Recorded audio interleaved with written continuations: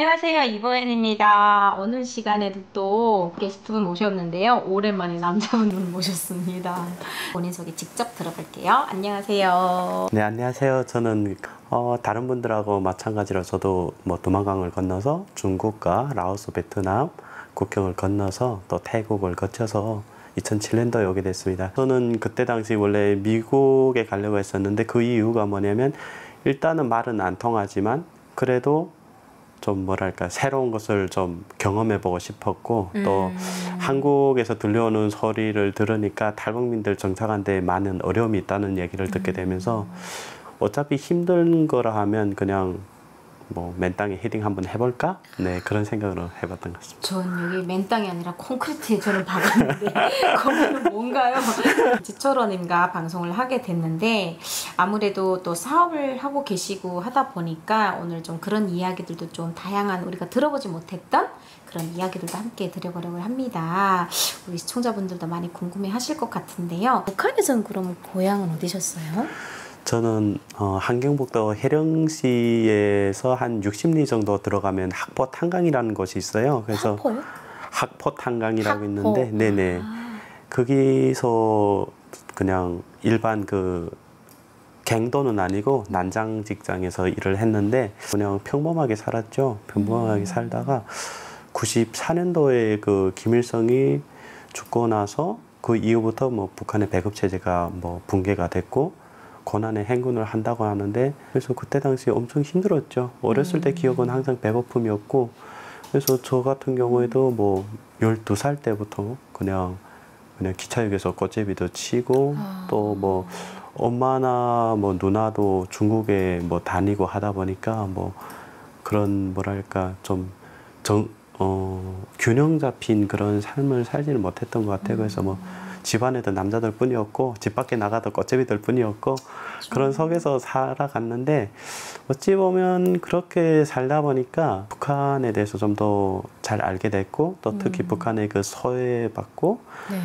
인권 유린의 그냥 현장에 노출돼 있는 완전히 노출돼 네, 있다. 그 인민들의 삶을 경험해봐서 더 잘 알 수 있는 것 같습니다. 그러니까 어떻게 보면 장마당 세대이신 거잖아요. 그렇죠. 네. 저도 이제 장마당 세대인데 이 장마당 세대들이 어린 시절부터 힘들고 먹고 살기 힘들고 이제 시장 경제에 뛰어들고 그리고 북한이라는 현실에 대해서 알아가게 되면서 자란 게 장마당 세대고 네, 맞습니다. 그래서 또 탈북민들이 생겨나면서 중국이라는 걸 외국이라는 걸 소식을 접하게 되고 인권이라는 걸 자유라는 걸 알게 되면서 그거에 대한 꿈을 가지고 희망을 가지고 자유를 찾아서 떠나오게 된 세대들 역시 이제 우리 장마당 세대들인 것 같아요. 그래서 그 어린 시절부터 어린 마음에도 북한 사회에서 들여다보는 그 사회가 네. 잘못됐고 우리가 왜 이렇게 살아야 되는지에 그렇죠. 대한 또 그 주민들이 살아가는 모습들에 대한 생각을 가지게 되면서 이 땅에까지 오셨던 것 같은데 그럼 북한에서 아까 잠깐 꽃제비 얘기를 네. 하셨는데 우리 시청자분들 요즘 너무 잘하세요. 그렇죠. 꽃제비가 뭔지 네. 설명 굳이 안 해도 될 것 같은데 꽃제비 생활을 한다는 게 사실은 우리가 그냥 한국의 무슨 노숙자들이 아닌 거잖아요. 그렇죠. 우리가 네. 아는 노숙인 무슨 부모 없는 아이 바깥에서 뭐 동냥하는 아이가 아닌 거잖아요. 네. 좀 마음 아픈 이야기이긴 한데 잠깐 그때 그 이야기를 간단하게 좀 설명하시면서 이야기를 혹시 해주실 수 있는 너무 네. 사실은 이런 걸 여쭤보기가 좀 저도 안타까워요. 제가 더 펑펑 울면서 왜 여쭤보게 되네요. 네. 네. 어차피 진실이라는 건 밝혀져야 되기 때문에 누군가는 용기를 내야 된다 생각을 그렇죠. 하고요.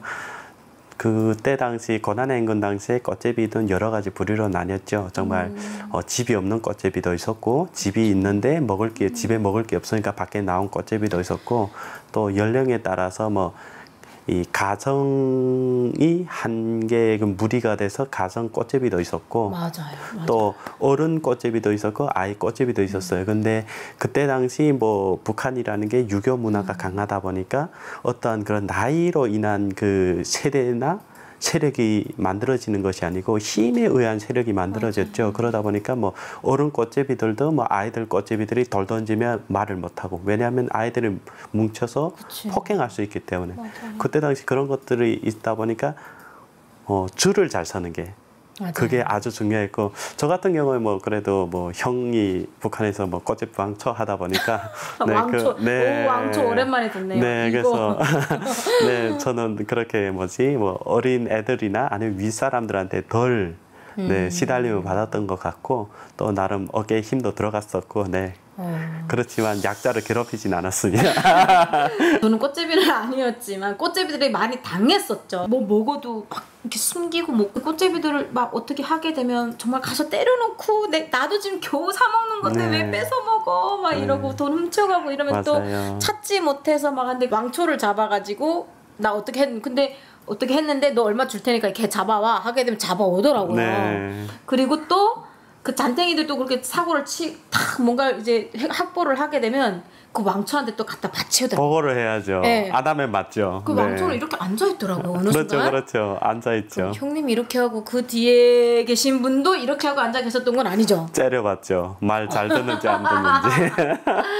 아, 그 역시 그 사회에서 살아남는 또 꽃제비들만의 생계 형태였던 것 같아요. 맞아요. 지금 생각해보면 하나하나에 다 영혼들이 다 불쌍하고 먹고 살기 힘들고 먹을 게 없어서 뛰어들었던 그런 모습들이었는데 지금은 없길 바랄 뿐입니다. 자, 그러면 그렇게 생활을 하시다가 탈북을 하게 되신 뭐 특별한 계기가 따로 네. 있을까요? 있죠.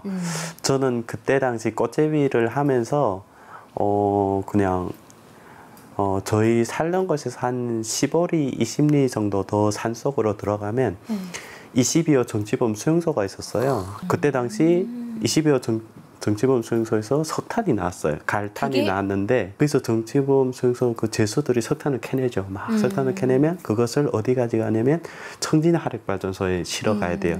그래서 하루에 보통 1200톤 정도의 석탄이 계속 나오거든요. 그래서 그때 당시 그 기관차로 해서 아침 저녁으로 보통 이렇게 실어 갔는데 그것을 저희는 그 세천역이라는 곳에서 타가지고 이렇게 그 기차를 담죠. 석탄을 담아서 가다 보면 해령시가 나와요. 근데 해령시에 들어가면 보이대가 철도 보이대가 맞아요, 바로 맞아요. 단속하기 때문에 금생이라는 역이 있는데 거기서 마대를 그냥 떨구고 그 다음에 사람은 뛰어내리고 그래서 그 내릴 수 있는 집들은 그나마 자기 것을 확보할 수 있고 내리지 못하는 아이들이나 이렇게 약하신 분들 같은 경우에는 내렸는데 그 마대채로 없어져요. 아이고. 그래서 그런 상황이기 때문에 그 대부분 뛰어내려야 되고요. 저도 뭐 많이 경험을 해봤지만 근데 그나마 또 다행인 게 북한의 그 기관차가 힘이 없어요. 힘이 없어 느리게 가고 맞아요. 시속 한 30km, 40km 정도로 갈 때 그때 뛰어내려요. 근데 옆에 이렇게 지고 발로 이렇게 두드려봐요. 땅을 터치해봐요. 아, 잡은 상태에서? 네, 잡은 상태에서 땅을 살짝 맞춰서? 네네. 그러면 이게 속도가 빠를 때는 발이 튕겨나요. 그러면 그때 뛰어내리면 사고가 나요. 그래서 발을 이렇게 몇 번 땅에 닿았을 때 어느 정도의 접착력이 있다 할 때 이렇게 그 열차를 밀면서 밖으로 뛰어내려야 돼요. 그러니까 내 몸을 그냥 밖으로 던져야 네, 던져야 되는 거죠. 네. 그래서 그렇게 해야만 자기 석탄을 벗어날 수 있는데 그렇게 살아가는 게 연속이죠. 그렇게 아니면 살아갈 수가 없으니까. 그래서 그렇게 막 사는데 그게 대부분 낮에 갈 때도 있는데 저녁에 갈 때도 있어요. 네. 왜냐면 그 두만강 옆에 바로 그 철길이 있다 보니까 항상 중국이 보여요. 그렇죠. 네. 그래서 그때 당시 저는 무슨 생각을 했냐면 북한 쪽은 땔감도 없고 사람도 먹을 게 없다 보니까 짐승도 없어요. 짐승 울음소리도 안 나요. 맞아요. 애들이나 어른들이나 울 힘도 없어서 입만 벌리고 있어요. 그런데 중국에서는 개 우는 소리가 우렁차게 들리는 거예요. 여기는 전기가 없는데 저쪽은 막 네온사인이 반짝반짝하는 거예요. 그때 저는 생각했죠. 강을 건너가 보고 싶다. 그것이 호기심이 저의 생겼구나. 그렇죠. 인간의 일차적인 욕구. 결단의 에요. 욕구는 호기심이잖아요. 그렇죠. 아, 그런 생각을 하고 그냥 탈북을 그냥 바로 하신 거예요. 그때 당시 제가 제일 처음으로 탈북했을 때 15살이었거든요. 어머, 어릴 근데 때구나. 거기서 제가 충격을 받았잖아요. 그게 왜요? 뭐냐면 이 집마다 이렇게 살찐 개가 있는데 그 개가 네.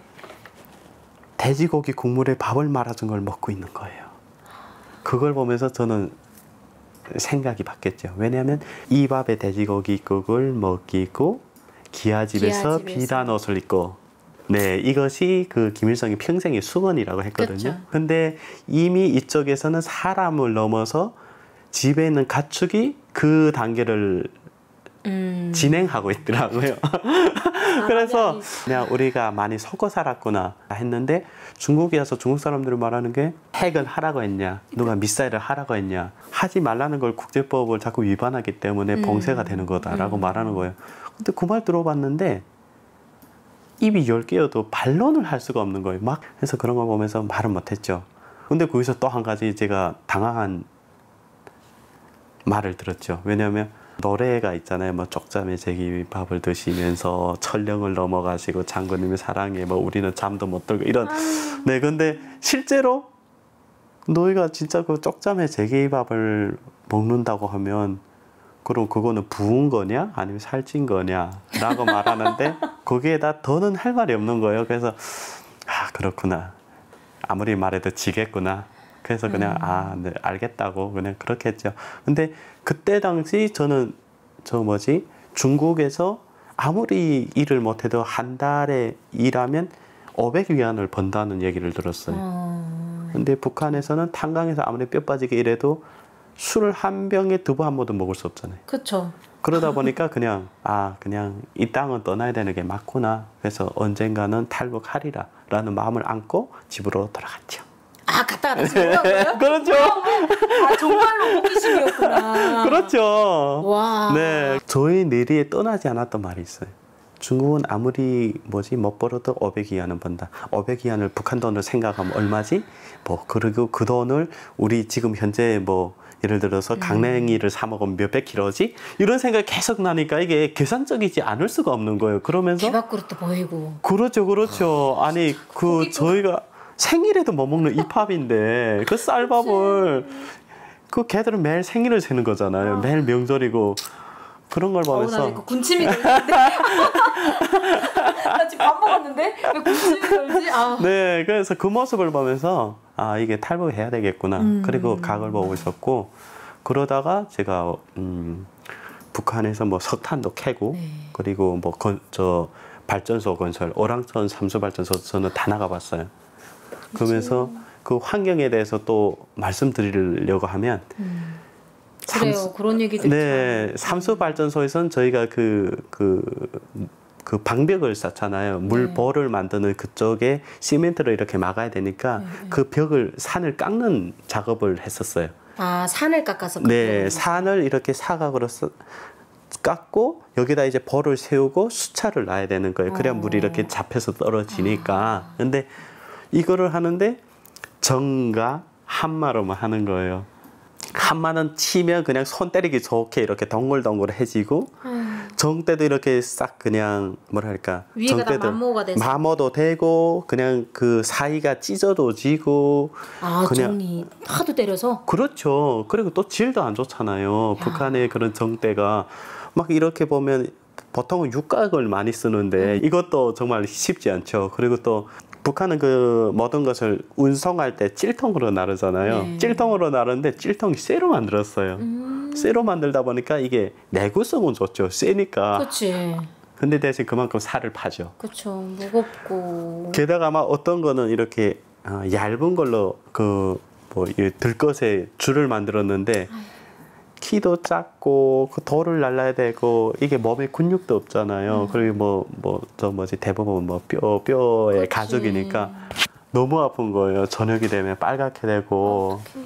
근데 어떻게란 게 없죠. 그렇게 살아야죠. 그게 싫으면 죽어야 되는데. 그래서 그렇게 눈물겹게 살면서 탈북해야 되겠다는 마음이 어느 후에 진행이 됐고 그래서 23살에 제가 직행으로 한국에 왔습니다. 네, 좀더 길었습니다. 먹고 살기 위해서 그랬다면 그래 살아남기 위해서 그랬다라고 할 텐데 이거는 끌려가서 막 강제로 그러니까 이게 화가 나네요. 가장 문제가 되는 거는 시스템이라는 거예요. 네, 맞아요. 한국에서 건설 현장에서 그렇게 일해서 내가 수익을 받을 수 있다면 그건 저의 선택이기 때문에 그렇죠. 괜찮죠. 왜냐하면 그 정도는 해야 먹고 사니까. 그러니까 일이 힘들고 안 힘들고 뭐 당에서 대주는 게 있냐 없냐의 차이를 떠나서 그걸 안 하면 강제를 한다는 게 문제고 내가 이렇게 일을 하더라도 안정적인 수익 아니면 내가 원하는 수익을 얻을 수 있는 그런 것을 가고 싶었던 게 탈북의 이유였죠. 네.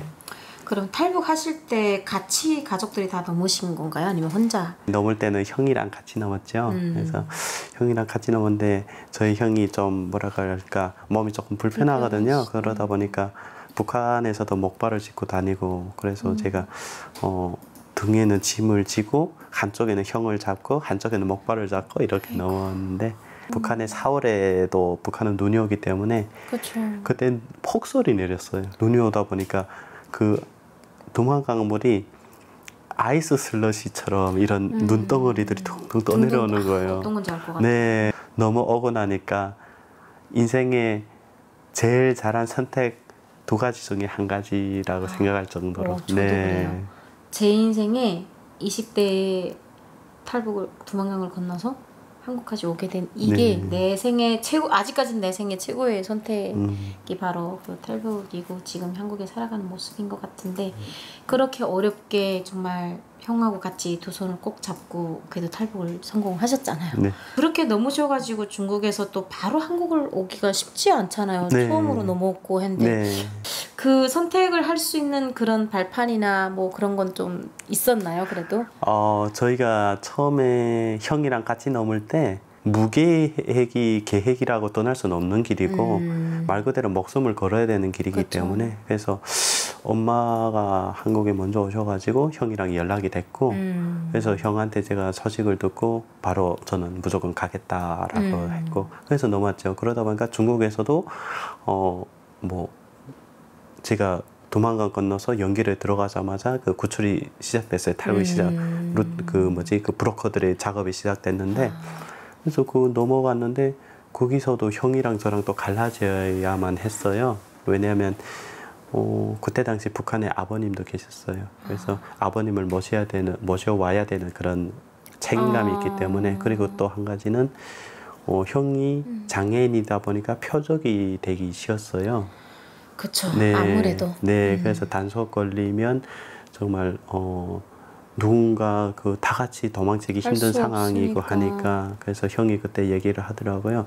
일단 본인은 몸이 이러니까 일단 내가 먼저 출발을 하고 한국에 가게 되면 아버지를 모셔오자라고 말씀을 했고 그래서 그때 헤어져 가지고 저는 먼저 태국으로 해서 왔죠. 결국은 형과 아우가 서로의 안전을 보장하기 위해서 그렇게 서로 이별이라는 걸 했었네요. 그래도 아버님하고 형님도 무사히 오시게 됐나요? 형님은 오신 거 맞고. 네. 안타깝지만 아버님은 그해 11월에 돌아가셨고 저희가 그냥 북한으로부터 들은 소식인데 아빠가 먼저 조카를 안고 두만강 건너려고 했는데 그 국경경비대한테 잡혔대요. 그래서 국경경비대한테 폭행을 당하고 고문을 당하고 또 그냥 뭐 어렵게 또 저희가 살던 곳까지 이관이 됐나 봐요. 이관이 돼가지고 그랬는데 또 보위부에서 또 대라고 또 고문을 했대요. 그래서 아들들이 어디 갔는지 대라고 이미 떠난 가족들이 행방불명돼 없어진 가족들이 있으니까 아버님에게 모든 그게 다 네네. 그래서 그랬는데 뭐 아버지도 아는 거 없이 그냥 계획도 없이 탈북을 하려고 하셨으니까 그래서 아버지가 그 보위부에 그냥 고문을 당하고 뭐 그냥 죽기 전에 내놓은 거죠. 그래서 나와 보니까 뭐 도적놈들이 가마솥이랑 다 뽑아가고 하다 보니까 불을 뗄 여력도 없고 뭐 뗄감도 없고 하다 보니까 냉방에서 한 3일 정도 계시다가 돌아가셨다고 그렇게 들었어요. 그래서 네, 그래서 그때 제가 한 가지 결심한 게 있었어요. 그게 뭐냐면 정말 아버지가 배고파서 돌아가셨다 생각을 하니까 그래서 고향에 들어가면 정말 쌀 1톤을 묘 위에다 붓고 정말 불이라도 달가서 아버지 배고픈 아버지 좀 배부르시라고 하고 싶었어요. 근데 지금은 그보다 더 뭐라 할까 지금도 그렇게 사는 사람들을 위해서 지금은 일하고 있고요. 그래서 어찌 보면 우리 탈북민들의 삶이 다 그렇게 눈물겨운 삶이지만 그 상황마다 우리가 왜 지금도 북한에 있는 사람들을 위해서 활동을 해야 되는지 그런 계기가 아버지의 사망이었던 것 같고 그래서 지금도 열심히 노력하고 있습니다. 아이고. 아우 나 이거 계속 이러면 안 되는데.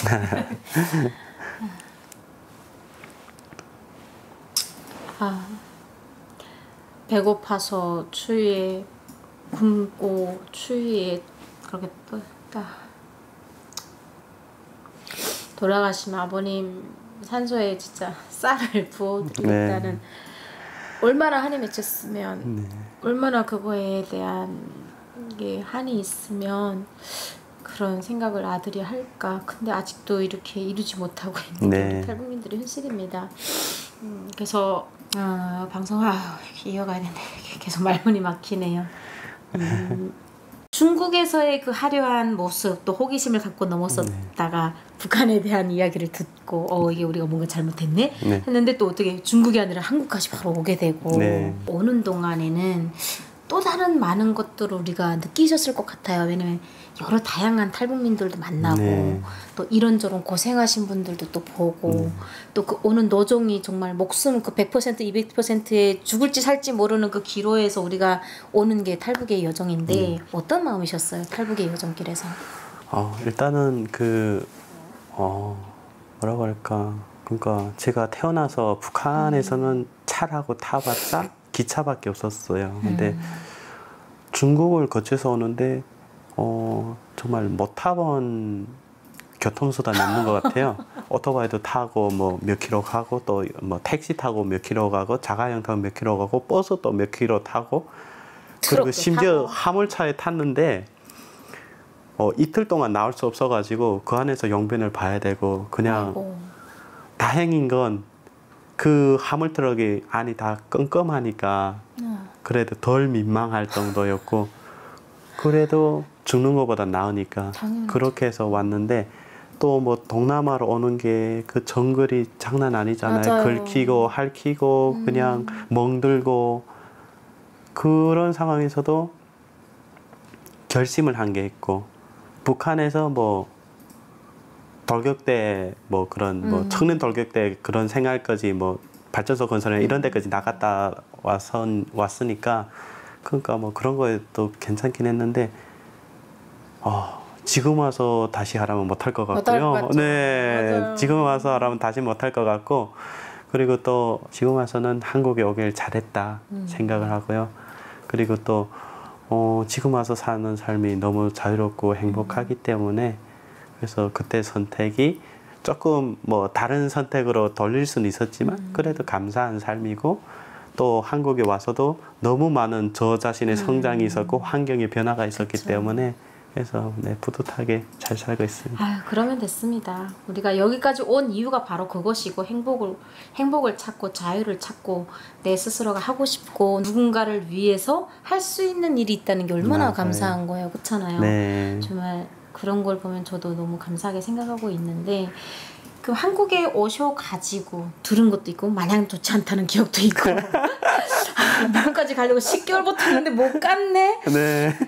포기하고 한국에 왔는데 한국에 왔으니 어떻게 해야 돼 걱정을 했는데 그럼에도 살아남아야 되니까 네. 여기서도 하다 보게 되면 제일 먼저 하셨던 일 생각하고 싶었던 일 뭘까요? 저는 한국에 와서 딱 그 보름 정도를 좀 제가 하고 싶은 것만 했던 것 같아요. 그게 어떤 거냐면 한 주는 집에서 밖에 나가지 않고 잠만 잤어요.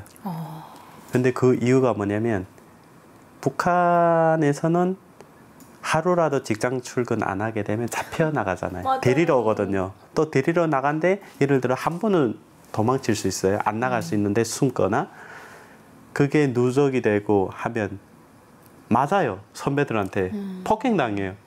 안 나왔다고. 그러니까 학교에서도 때리는데요. 학교도 기본이고 그 북한에서 뭐 폭력은 비일비재하니까 맞고 하다 보니까 진짜 자유라는 게 뭐지? 내가 그냥 집안에 가만히 있어도 나를 누군가 괴롭히지 않는 것일까? 라는 생각을 하면서 잤죠. 아무도 문을 안 두드리더라고요. 너무 안 두드려서 이상한 거죠. 예, 그래서 그 일주일 후에 나갔죠.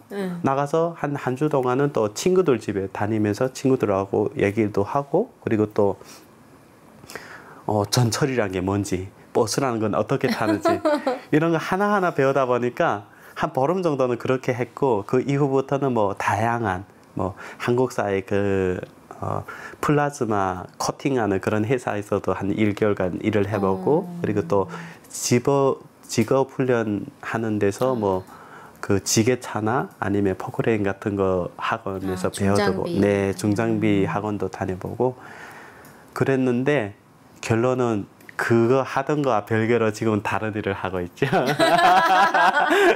그저 웃지요. 네, 경험이죠. 참 많은 거를 네. 도전도 해보고 네. 자격증도 따고 공부도 했는데 지금은 정반대의 길을 가시는 건데 네. 뭐 그래서 도전을 해볼 수 있는 거고, 그것 그렇죠. 역시도 우리에게 좋은 거잖아요. 그럼요. 내가 그거를 도전해서 갈 수 있다는 거가 네. 참 저도 감사한 것 같아요. 자, 그럼 그런 과정을 통해서 정착을 하게 됐는데 젊으셨잖아요. 그 나이에 오셔가지고 뭔가 도전해보고 싶고, 막 한국 애들이 이런 것도 해, 나도 가보고 싶고, 그리고 뭐 클럽도 가보고 막 이런 것도 있잖아요. 네. 막 얘네는 이런 것도 하네, 나도 해봐야지 라고 했던 거 했는데, 정말 너무 허무했고 너무 네. 창피했고, 네. 그런 경험을 하신 적 있을까요? 그런 경험, 저도 젊으니까요. 그치. 그걸 해야 되는 거고, 저도 20대 네, 낭만이 있었고요. 그래서 제가 한국에 와서 뭐 저도 뭐 클럽도 가보고, 그리고 또 이거 뭐지, 그 PC방 가서 게임도 많이 하고. 네. 다 해보셨구나. 아, 그럼요. 대학교를 갔었어요. 대학교를 갔는데 그때 왜 갔었냐면, 우리 탈북자들도 대학에 갈 수 있대요. 맞아요. 근데 그것 자체가 자유민주주의라는 게 확 느껴지는 거예요. 왜냐하면 북한에서는 출신 성분이 안 좋고 뭐 뒷바라지를 안 하면 못 가잖아요. 그렇죠. 근데 한국은 출신 성분을 떠나서 의욕이 있으면 갈 수 있고, 맞아. 게다가 국가에서 지원도 해주고 맞아. 하니까 이런 것만큼도 대한민국이 너무 감사한 거예요. 그래서 대학교 갔죠. 하지만 제대로 네 학사 경고를 받고 그리고 때려쳤죠. 근데 때려쳤는데 제가 갔던 학과가 좀 특수한 것이었어요. 그래서 어떤 곳이요? 남자들이 잘 안 가는 곳인데 간호학과 갔었어요. 간호학과 갔었는데 왜 그걸 선택했냐면, 그 제가 다니던 곳이 대안학교였어요. 대안학교인데 선생님들이 그런 헌신하는 모습이 롤모델이 되는 거예요. 그래서 나도 어떤 그런 기술을 배워서 돕고 싶다. 그리고 또 간호사가 되면 뭐 어디든지 지원을 많이 나갈 수 있잖아요. 해외 그렇죠. 의료 지원도 나갈 수 있고. 그래서 그렇게 됐는데 꿈은 거창한데 현실은 아주 힘들더라고요. 그리고 대부분 뭐 원서로 이렇게 두꺼운 원서로 하는데 하루에 4시간 자도 못 들어가겠는 거예요. 그래서 한 번 버티고 1년 만에 그냥 학교 그냥 때려치고, 그리고 나서 인생의 그 목적이 없어지니까 허무한 거예요. 어떻게 살아야 되는지 모르겠는 거예요. 그래서 그때부터 게임을 했죠. 전환이 너무 빠른 거 아니에요? 근데 그 학사 경고를 받고 하다 보니까 그 뭐랄까 삶의 의미를 잃었어요. 별로 살고 싶은 생각도 별로 없었고, 그런데 게임이라는 걸 시작을 했는데 그 게임을 하니까 저를 알아주는 곳이 있는 거예요. 온라인 상에도 들어가면 긴 말로 오는 거예요. 땡땡님 안녕하세요. 저랑 같이 어디 안 갈래요? 인턴 안 가실래요? 네, 그거를 딱 보면서 이게 온라인에서 나의 세상이 떠 있구나. PC방 들어가 한 4일, 5일씩 안 나온 적도 있거든요. 네, 왜냐하면 인턴이라는 게 한 번 돌고 나면 24시간 내면 또 새로운 그 이전에 갔던 인턴이 또 열리니까. 그래서 그렇게 정말 라면만 먹으면서 PC를 열심히 했죠. 그러다 보니까 제가 하던 게임이 아이언이라는 게임인데 그 게임에서 장교를 달았어요. 높은 거죠? 네. 장교를 달았는데 어성장교면 변신할 수 있거든요. 그리고 어성장교가 되면 들어가면 그 게임에서 알림이 떠요. 뭐 어성장교 어느 님이 접속하였습니다. 그러면 제가 들어가면 그 글이 뜨는 거예요. 그것만으로도 저의 존재감이 뿜뿜한 거예요. 그렇게 한 2년을 즐기며 살았는데 좋았어요. 저 정말 자유가 정말 좋다는 게 그때 느꼈거든요.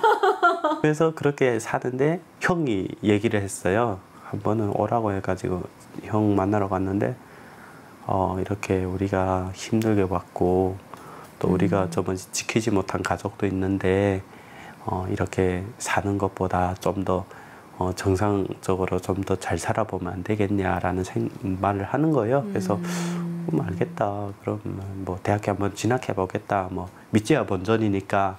그래서 진학을 했는데 합격했어요.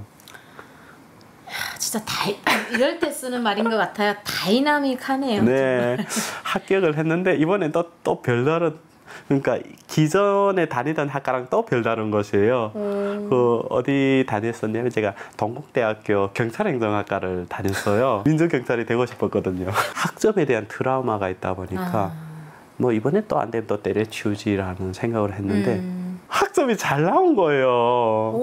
그래서 막 그 간호학과 때 막 2점대 막 이랬는데 제가 기말고사 치고 총점이 떴는데 3.6 얼마 나온 거예요. 오, 잘 나왔네요. 네, 그래서 그때 저는 또 다시 한번 자신감을 가졌죠. 학과가 힘들고 나한테 안 맞았던 거지 내가 머리가 나쁜 건 아니야. 그러면 2학기 한번 더 열심히 해보자. 그래서 2학기 진짜 열심히 했어요.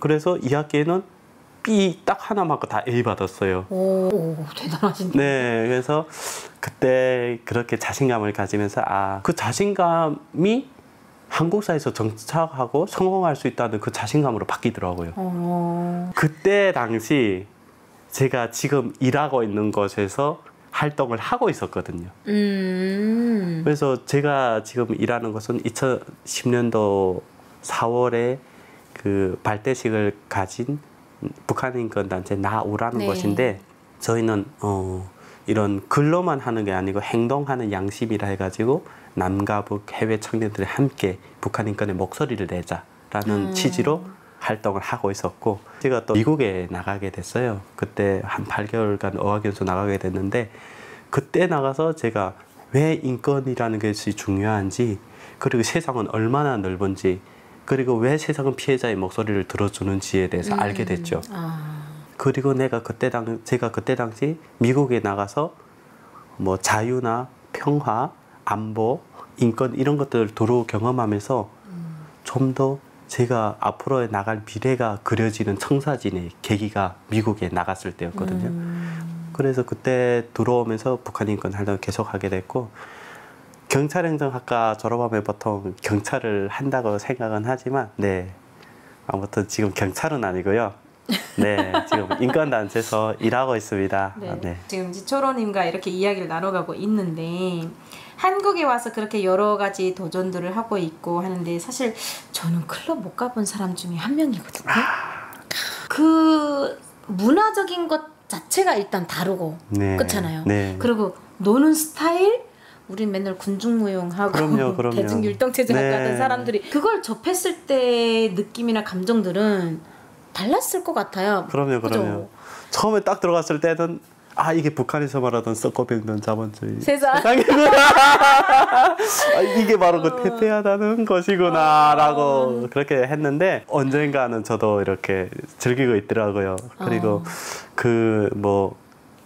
클럽이라는 게 말 그대로 20대들이 많이 가는 곳이기 때문에 그래서 대부분 거기 가면 그냥 재밌게 놀고 술도 그냥 오둑오둑하고 그냥 본인이 추고 싶으면 춤추고 뭐 담배 피고 싶으면 피고 뭐 술 마시고 싶으면 마시고 그냥 자유롭게 그 안에서 할 수 있더라고요. 그래서 그냥 음악이 아주 그냥 재밌잖아요. 막 그 심장 박동 소리 같은 그 DJ의 음악에 맞춰서 힘차게 내 춤을 추고 그러고 나면 땀 흘리고 개운해지더라고요. 근데 저는 궁금해요. 왜냐면 저는 클럽을 못 가봤는데 클럽에 가게 되면 이제처럼 내가 추고 싶은 춤을 추고 막 소리 지르든 뭐하든 누가 건드리질 않잖아요.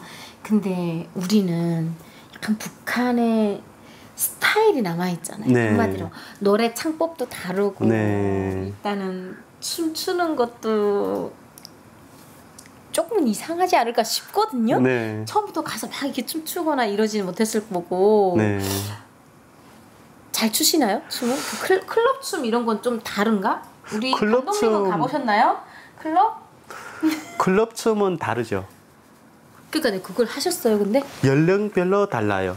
그러니까 뭐 이게 춤도 좀 바뀌어요. 그래서 뭐 옛날에는 뭐 디스코였다면 지금은 뭐 디스코보다는 뭐 또 몸 전체 흔드는 그런 춤을 추는 거고.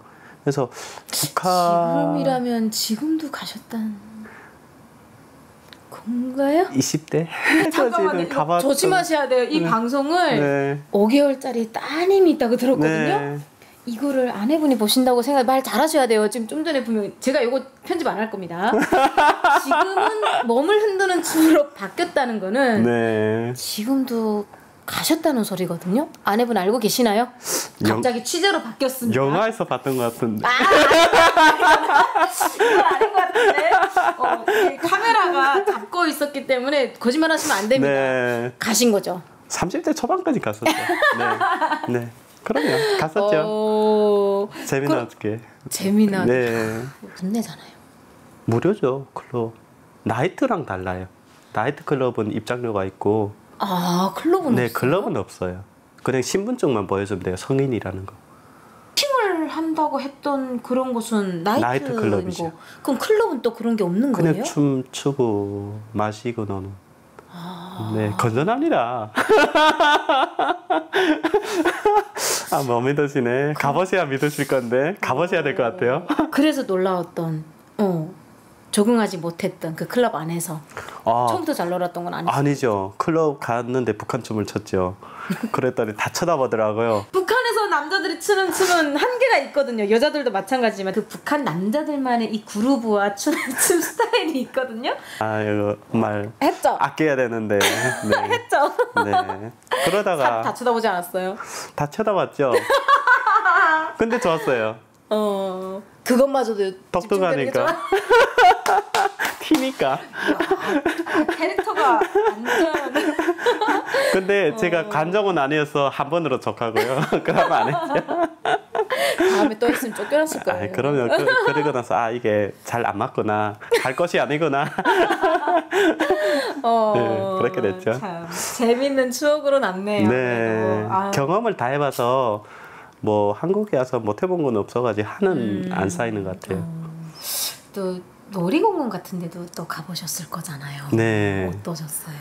일단은 원적도 못 가본 사람이. 저는 놀이공원이 이렇게 클 수도 있구나라고 생각을 했는데 북한의 그 운동장 저희가 뭐 큰 거라고 해봤자 종합운동장. 뭐 종합운동장 정도? 근데 그것도 뭐 크지 않잖아요. 않죠. 근데 한국은 그 놀이기구가 뭐 최소 수십가지 되잖아요. 그러다 보니까 뭘 해야 되겠는지 모르겠는 거예요. 들어가서. 그리고 저 뭐지? 이해가 안 됐던 게 용어들이 다 너무 낯선 거예요. 배처럼 생겼는데 바이킹이래요. 그냥 이 흔들리는 배 아닌가? 이렇게 그냥 흔들배. 이러면 이렇게 달면 얼마나 이해하기 그치. 쉬워요. 근데 바이킹이래요. 그것도 배 앞에 뭐 이상한 게 이러고 있어요? 무섭기도 뭐예요? 하고 뭐 바이킹이 해적이라 하고 이럴 것도 있고 네 그리고 또 뭐 여러 가지 그 영어도 한글이 아니고 영어가 많아요. 맞아요. 재밌을 것 같으면 타고 예를 들어 그 놀이용 차가 있잖아요. 그럼 뭐 놀이용 놀이용 차라고 차요? 하면 되는데 이것도 놀이용 전기차? 차가 아니죠. 범퍼카 바이킹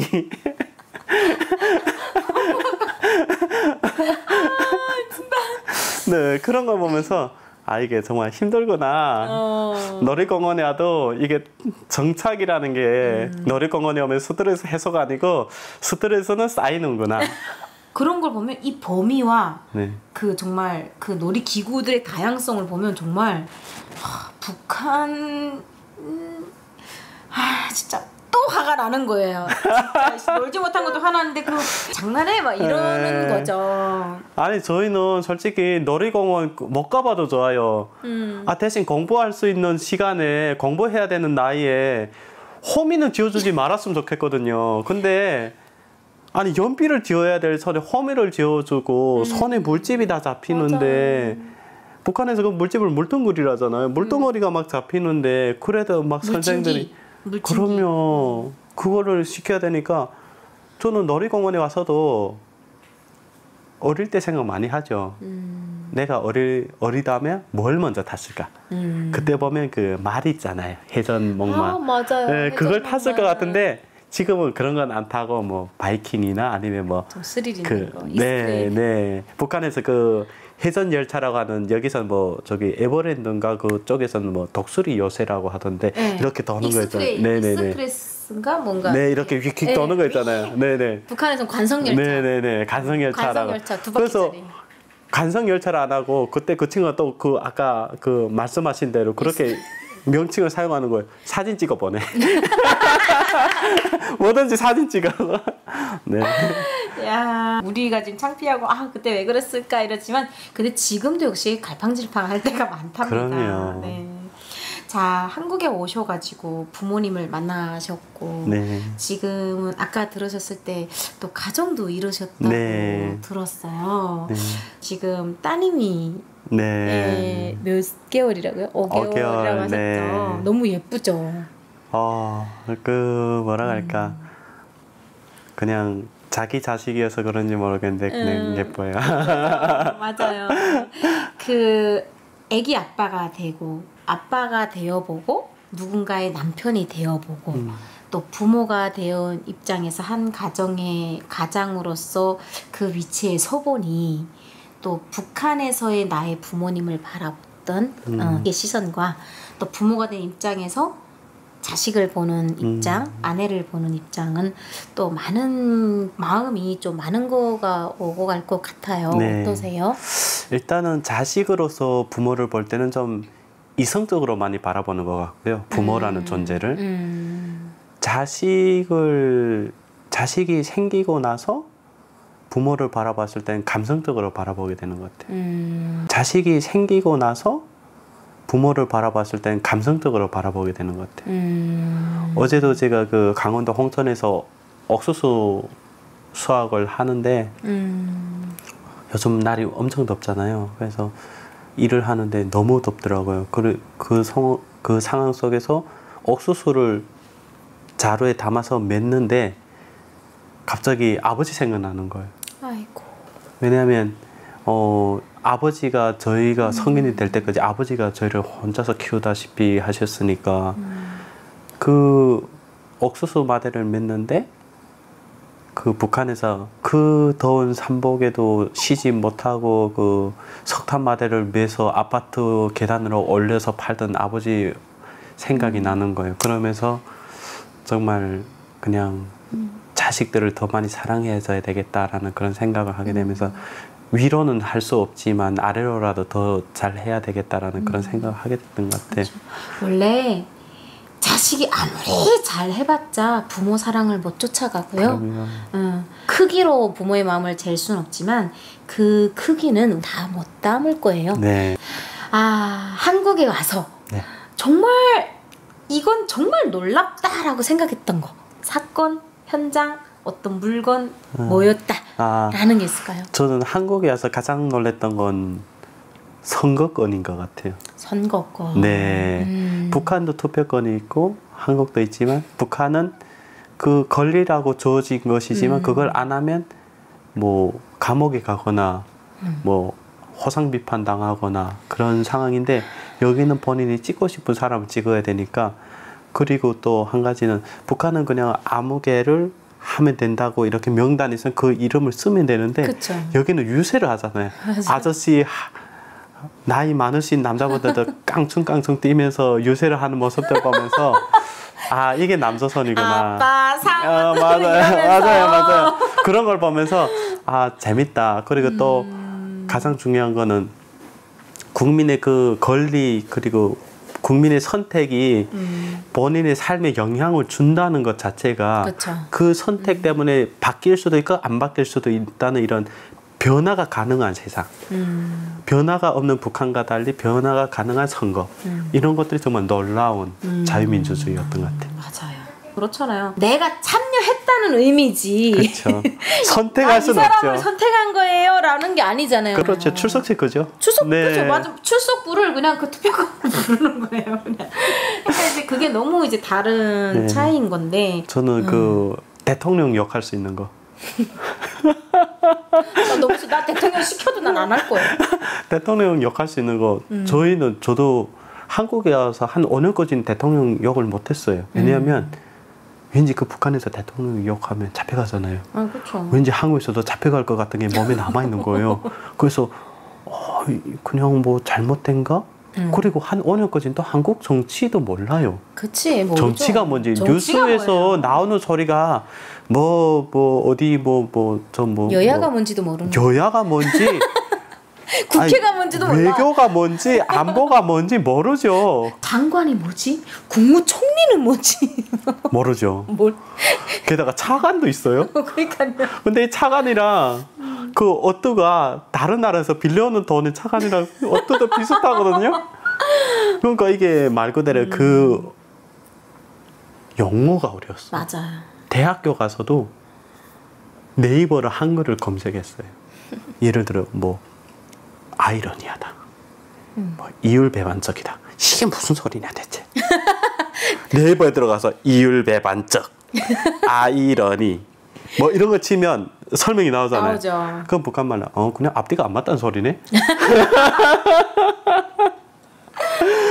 그리고 뭐 총리 뭐 총리가 뭔지 뭐 아무튼 뭐 대통령보다 좀 힘 약한 사람인가? 장관도 모르죠. 처음에 와서 장관이 뭔지. 공무원 사회도 급이 있잖아요. 맞아요. 모르죠. 그리고 더 웃긴 건 북한은 이렇게 급수가 올라갈 때마다 높은 급수잖아요. 네. 근데 한국의 공무원은 거꾸로잖아요. 그치. 네. 9급에서부터 이렇게 내려오잖아요. 거잖아요. 나이 많은 사람인데 1급이라는 거예요. 나이가 많은 사람인데 3급이래요. 어린 사람인데 9급이라는 거예요. 아니, 저 사람은 저 어린데 왜 저 9급까지 벌써 달았지? 그렇게 생각할 수도 있구나. 네. 저 같은 경우는 또 그거는 조금 급으로 또 볼 때 또 다른. 전 배급표를 생각했어요. 네. 그러면 배급표는, 맞죠. 배급표로 저는 또 기준으로 맞아요.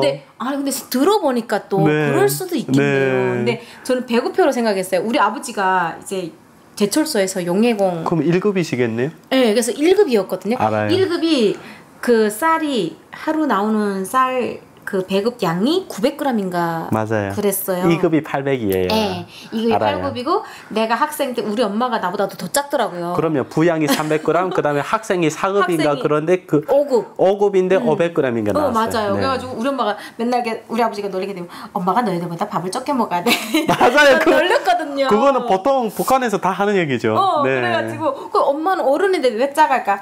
북한은 이제 여자가 아내분임에도 불구하고 그 배급 급수가 되게 더 낮았. 네. 그러니까 급수로 숫자로 보면 높았는데 그램수로 보게 되면 네. 식량이 더 되게 작아서 그럼 엄마는 이거 가지고 밥이 한 공기도 안 나오는데 어떻게 먹어? 나는 그런 기억이 있어서 저는 그 급수는 또 배급표를 놓고 봐서 몰랐는데 또 거꾸로 또 들어보니까 그렇게 생각할 수도 있겠네요, 진짜. 아주 한 가지 있어요, 또. 뭔데요?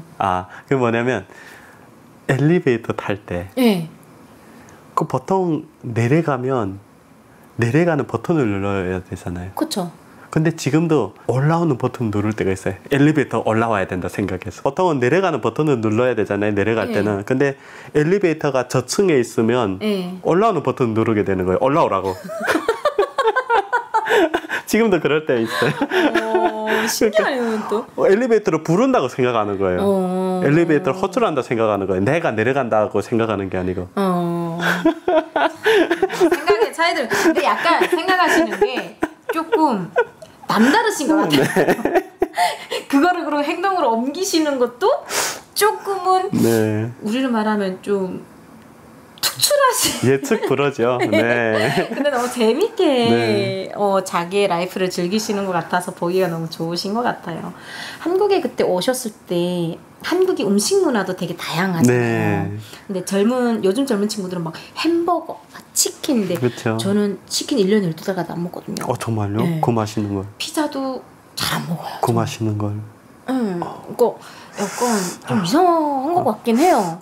그걸 먹어야 되는데. 네, 근데 일단 닭고기를 잘 안 좋아하고 피자, 햄버거 너무 맛있죠. 감자칩을 왜 그렇게 먹나 모르겠어요. 어디서 오셨어요? 감자 고장이에요? 함경도죠. 근데 감자에 질려서 한번 다리가 시청이 달달달달 떨린 적이 있어서 그렇죠. 감자를 안 좋아하긴 하는데 북한에서 반찬에는 네. 그 감자를 그렇게 때를 애우려고 그렇게 먹었더니 이게 다리가 떨리더라고요. 그럼요. 네. 그 탄수화물이라 해도 식량하고 달라요. 이게 다리가 달달달달달 떨리는데 걷지를 못하겠더라고요. 그래서 이게 왜 그런가 했더니 이제 너무 감자를 먹어서 그 영양분이 없어서 그런다고 하더라고요. 근데 그래서 그런지 그다음부터 감자를 입이 안 돼요. 그래서 딱 먹게 되면 저 요즘은 그냥 감자 반찬 좀 매콤하게 해서 청양고추 넣고 해서 감자 반찬 이런 걸로만 먹고는 잘 안 먹는 게 있는데 한국 생활을 해가면서 먹는 것 중에서 놀랐던 그런 것들이 혹시 있었을까요? 한국에서 먹는 게 놀랐던 거요? 일단 저는 제일 처음에 좀 뭐랄까 꼼장어 같은 거 있잖아요. 뭐랄까 아무리 봐도 뱀 같은데 맞아. 그거를 구워서 이렇게 드시는 거예요. 그걸 보면서 근데 잘 드시더라고요. 그래서 저도 아직 꼼장어는 못 먹어봤거든요. 장어까지 먹어봤는데 그런 거 드시는 분들 보면 조금 신기하다, 저런 걸 드시는구나 이렇게 생각을 했고, 그리고 또 한 가지는 처음에 그 북한에서 와서 한국에 오니까 음식들이 입에 안 맞는 거예요. 너무 달아서. 네. 구출을 하면서 여러 가지 정말 안타까운 사연들 많이 접할 수밖에 없잖아요. 그리고 또 중국에서 어떻게 살고 있는지, 북한에서 왜 탈북했는지를 물어보게 되면 정말 다양한 상황이 많아요. 예를 들어서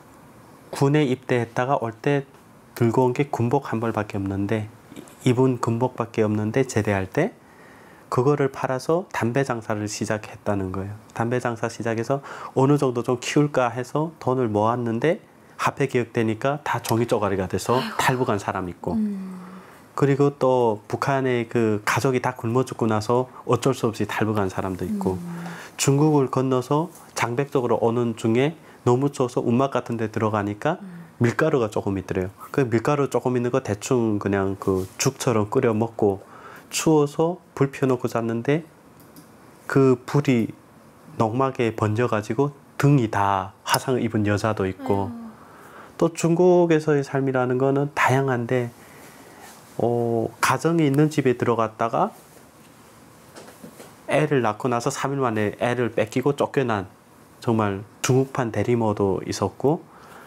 정말 감시당하고 정말 그 사이렌 소리만 들어도 오금이 저리하는 그 사람들의 그 겁에 질린 그 목소리와 눈빛을 보면서 제가 상상이 되더라고요. 제가 그 현장을 알게 되니까 북한에서 태어났다는 이유 하나만으로 그렇게 살아가야 되는 여성들, 게다가 여성들은 또 중국에서는 판례 다닐 수밖에 없잖아요. 그러니까 그런 걸 보면서 약자여서 보살펴서 해야 되는데 북한 정권도 남을 나라, 중국에서도 판례 다녀. 게다가 북한은 또 북송을 시키면 다른 데 아니면 정치부 운송소로 보내잖아요. 이게 국가가 해야 될 시스템이 잘못돼 있어서 본인들이 부끄러워해야 될 건데 이런 것을 사상이 문제가 있다고 잡아가, 이런 것들 보면서 중국에서 탈북한 사람들에 대한 시선이 바뀌게 된 거죠. 그러면서 이 일을 왜 해야 되는지 당위성을 찾게 됐고, 그래서 지금까지 저희 단체에서 한 500여 명을 이렇게 거의 한 500여 명을 무료로 이렇게 모셔왔거든요. 그래서 그분들이 지금도 연락이 되고 있고, 그래서 그분들하고도 연락을 하는데, 코로나도 거치면서 구출이 멈췄었잖아요. 중단이 됐는데, 그러면서 그 외부와 단절이 되다 보니까 사람들이 격리되어 있었잖아요, 사회와. 그때 당시 우울증이 더 심해지더라고요, 탈북민 분들이. 그래서 이걸 어떻게 해결할까 하다가 저희가 그 정착 업무로 강원도 쪽에서 저희가 그 주말농장 하고 있어요. 주말농장 하고 있었는데, 지난해에도 저희가 주말농장 해가지고 지난해 옥수수랑 고추랑 토마토랑 고구마 이렇게 심어서 저희 그 옥수수는 수확을 해서 탈북민 분들이 직접 와서 가지고 가고 그러면서 그분들이 성취욕과 그 힐링을 하고 가셨고 그리고 또 그 옥수수 수확한 곳에 바로 배추를 심어서 김장 배추를 심었죠. 네, 근데 배추 농사 망했거든요. 아, 그 땅을 그러면 세터민 분들한테 이렇게 주말 농장을 하게끔 이렇게 내어주신 거예요? 네, 그 주인분이 저희 단체에 빌려주신 거죠. 배추 농사 망했어요. 그리고 좀 늦게 심다 보니까 이게 또 통이 안 앉은 상태로 수확을 했는데 그 우리 분들이 또 일꾼들이잖아요.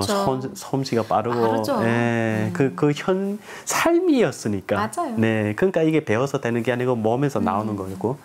그래서 그렇게 해가지고 그 또 탈북민 한부모 가정에게 한 50세대에게 저희가 그 5kg짜리 김장을 해가지고 다 보내드렸거든요. 그래서 또 그분들이 너무 좋아하셨고 또 그 고구마는 또 저희를 후원하는 곳들에 또 감사함으로 이렇게 보내드리고 고구마 수확해서 탈북민들이 직접 수확한 거 당신들이 마음을 열어주셔서 이렇게 올 수 있었고 그쵸. 그래서 그 온 사람들의 감사함이 이렇게 갖고 온 그 고구마라고 이렇게 보내드리고 올해도 지금 하고 있는데 지난주 금요일 날에도 배추 뭐 한 500포기 정도 심고 왔거든요. 네, 그리고 어제는 또 옥수수 수확하고 오다 보니까 얼굴이 다 타고 해가지고 막 어쩔 수 없죠. 네, 홍익인간처럼 됐는데 아닙니다. 세상을 널리 이렇게는 못하는데 이렇게 홍익인간이 돼가지고 네, 아무튼 그렇게 활동을 하고 있습니다. 그래서 저는 나우에서 활동을 하는 게 인간이 인간으로서 해야 될 도리,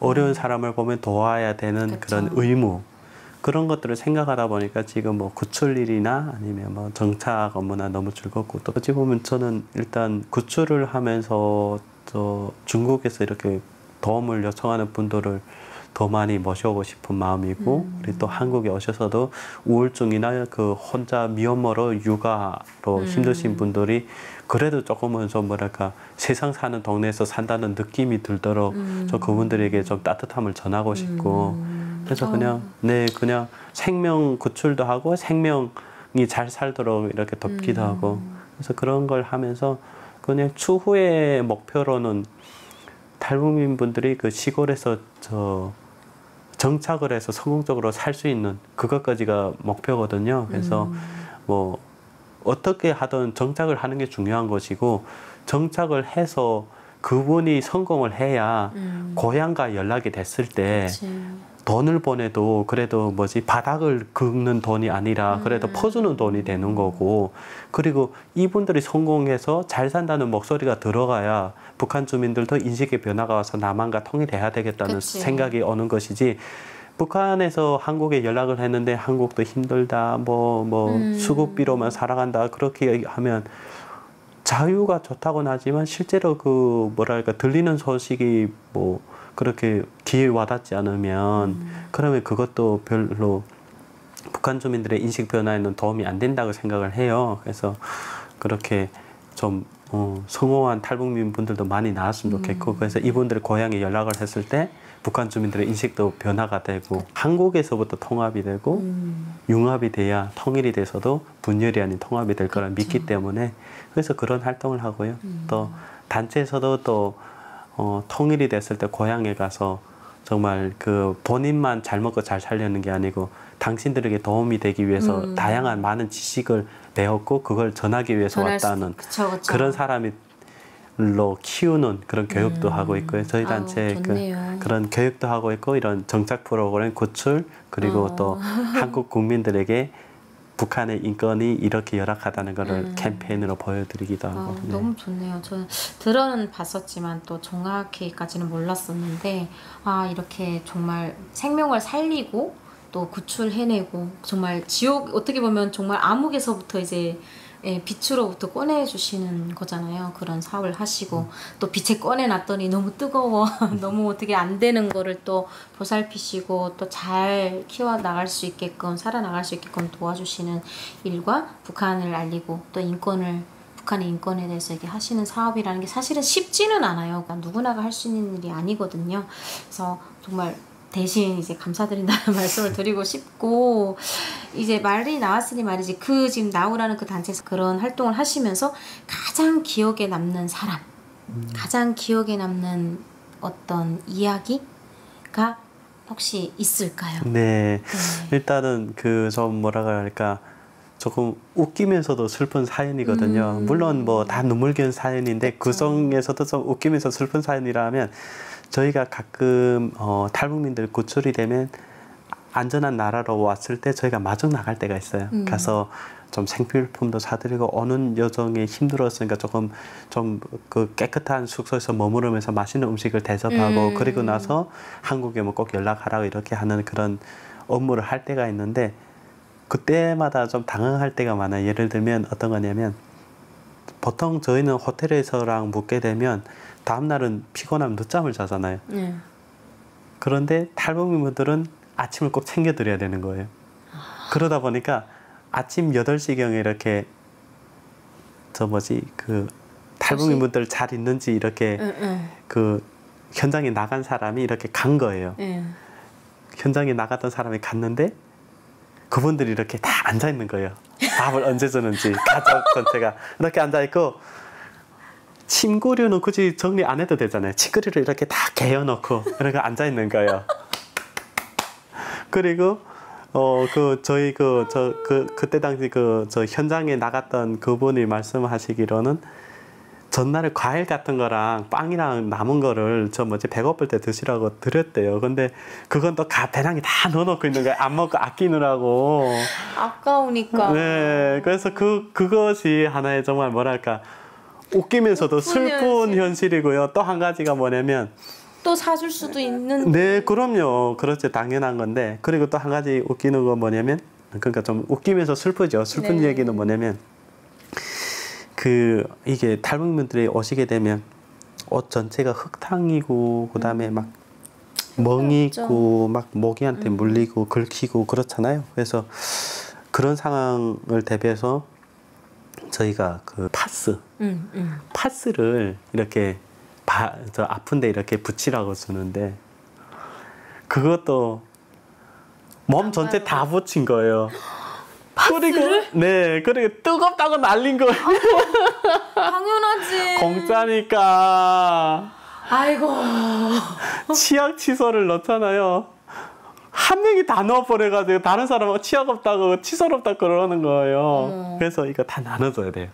북한 분들은 딱 나눠줘야 되고, 애기들 네, 나눠줘야 되고, 그게 나중에 굳이 그렇게 안 해도 충분하다는 걸 알게 되면 그게 그런데 너무 없이 살았으니까. 그리고 이게 기회라는 것도 뭔가 이렇게 북한에서는 영체라는 말을 쓰잖아요. 영체를 낼 수 있을 때 내야 되니까.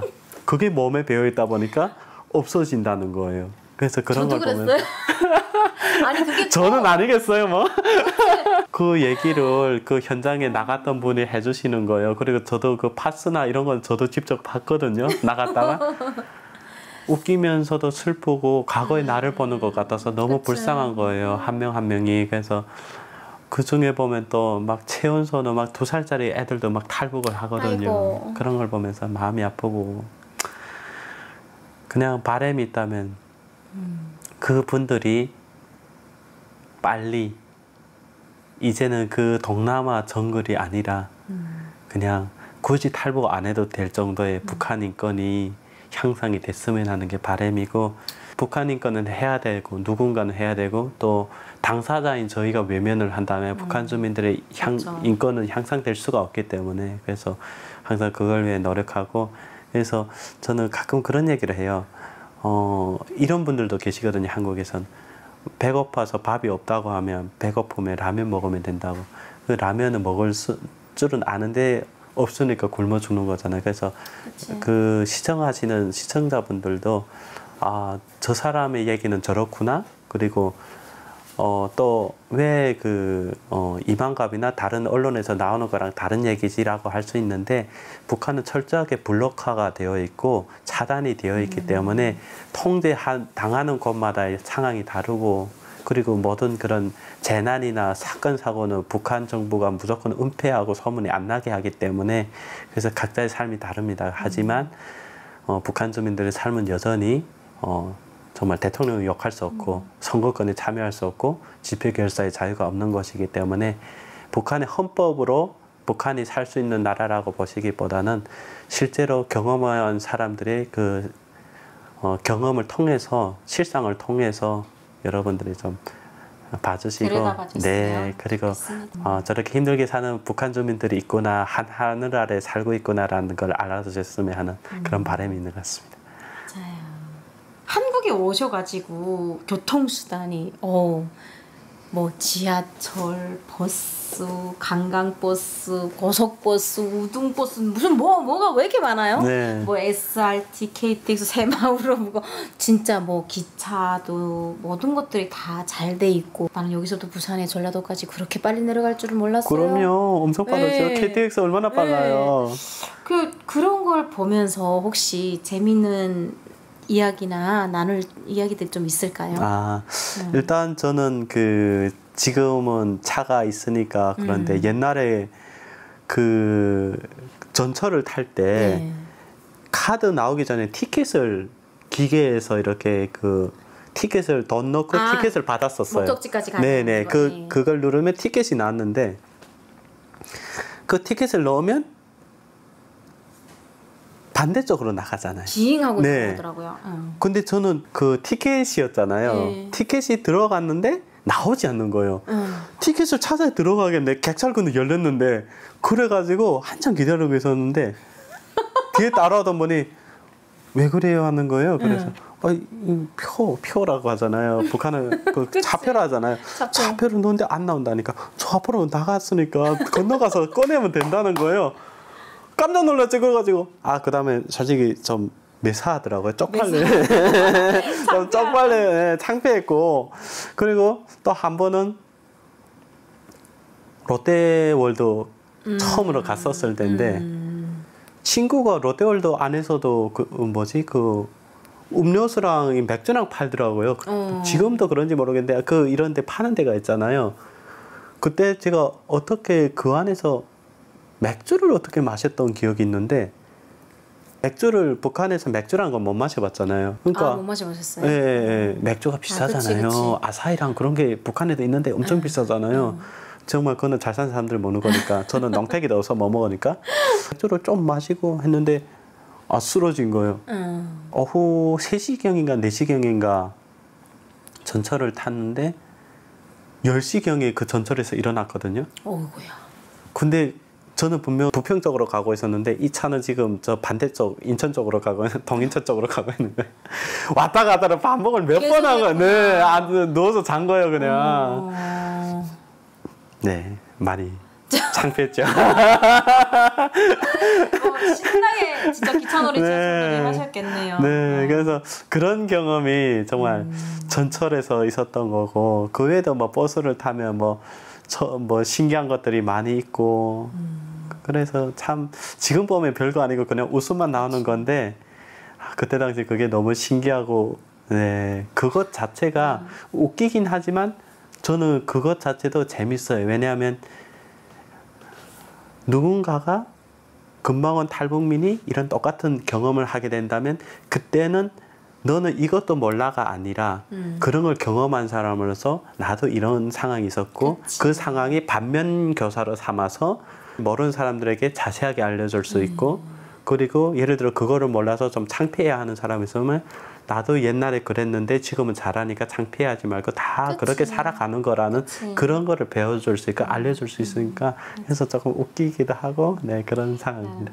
한국의 기차는 짐을 이렇게 많이 싸고 그 꼭대기 올라앉지 않아서 화장실 가지 불편하지 않아서 좋고 마주 앉는 의자가 있긴 있더라고요. 네, 있어요. KTX 있어요. 있긴 있는데 남과 이제 마주보고 가지 않는다는 게 테이블이 각자 펼칠 수 있으면 펼칠 수 있다는 그게 나는 너무 좋더라고요. 승무원도 없잖아요. 이거 빽빽 보는 거 있어요. 맞아.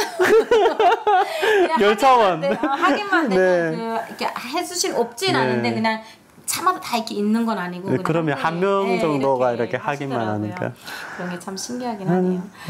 자, 이렇게 많은 이야기들을 나눠봤는데 또 이렇게 초로님하고도 마무리할 시간이 됐습니다. 그래서 오늘 마지막으로 저희 방송에서 이제 북한에 있는 친구 가족들에게 하고 싶은 메시지를 전달하는 영상 편지 시간이 짧게 네. 있거든요. 네. 그래서 어떤 분에게 어떤 메시지를 전하고 싶은지 그분들이 볼지는 모르겠지만 그래도 우리가 추후에라도 네. 이 영상을 보고 어떤 또 이야기를 나눌 수도 있을 계기가 있을 것 네. 같아서 혹시 남기고 싶은 게 있으면 하나 짧게 좀 부탁드릴게요. 일단 저는 그 학급에 있던 동무들 그리고 우리 꽃제비 같이 하던 친구들 있는데 그 친구들 이름은 부를 수 없지만 그 친구들이 좀 잘 살아 있었으면 좋겠고 일단 살아만 있어서 우리가 나중에 통일돼 만난다면 정말 제가 가진 경험들 모든 걸 쏟아부어서 도와주고 싶어요. 그래서 일단은 지금도 힘들게 살아가고 또 보릿고개는 지났다고 하지만 여전히 아사자가 많이 나오는 걸 알고 있는데 일단은 어떻게든 살아남았으면 그리고 나중에 다시 봤을 때는 정말 많은 얘기를 하는데 아무튼 살아남아야 많은 얘기를 하니까 꼭 살아남았으면 좋겠고 그리고 본인들이 북한에서 태어난 게 죄가 아니고 본인들이 그 땅에서 그렇게 살았지만 나중에 꼭 보상받을 길이 있다는 그런 마음으로 살아냈으면 좋겠어요. 버텼으면 좋겠어요. 그게 그냥 그게 그냥 바람이고 그 이후에는 뭐든지 할 수 있고 뭐든지 도와줄 수 있고 맞아요. 찡하죠? 많이 아프죠. 정말 이런 방송에서라도 진짜 이름 하나도 제대로 부를 수 없고 그냥 바라는 것이 살아만 있어 달라는 그 메시지가 참 마음을 울리는 건데요.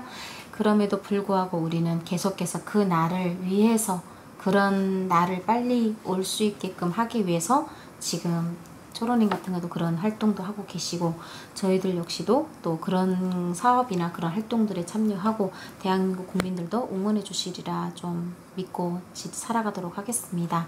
오늘 방송 여기까지 마무리하고요. 다음 시간에 또 다른 게스트분 갖다 뵙도록 하겠습니다. 여러분 감사합니다. 감사합니다.